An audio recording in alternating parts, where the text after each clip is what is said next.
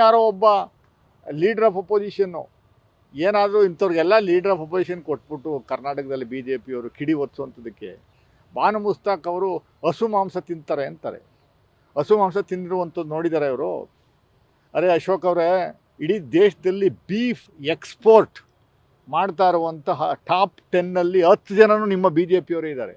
Top 10 B J ಪಿಯ ಮುಖಂಡರುಗಳೇ beef ಎಕ್ಸ್ಪೋರ್ಟ್ಸಲ್ಲಿ ಎಕ್ಸ್ಪೋರ್ಟಲ್ಲಿ ಅವರೇ number 1 ಸ್ಥಾನದಲ್ಲಿ. ನಂಬರ್ 1, 2, 3, 4, 5 ಅಪ್ ಟು 10ವರೆಗೂ ಬಿ ಜೆ ಪಿ ಮುಖಂಡರುಗಳ ಒಡೆತನದ ಕಂಪನಿಗಳೇ ಇಡೀ ಪ್ರಪಂಚಕ್ಕೆ ಬೀಫ್ನ ಎಕ್ಸ್ಪೋರ್ಟ್ ಮಾಡ್ತಾ ಇರುವಂಥದ್ದು. ಲಕ್ಷಗಟ್ಟಲೆ ಟನ್ಗಟ್ಟಲೆ ಎಕ್ಸ್ಪೋರ್ಟ್ ಮಾಡ್ತಾ ಇರುವಂಥ ವ್ಯವಸ್ಥೆ ಇರುವಂಥದ್ದು ಬಿ ಜೆ ಪಿಯವರು.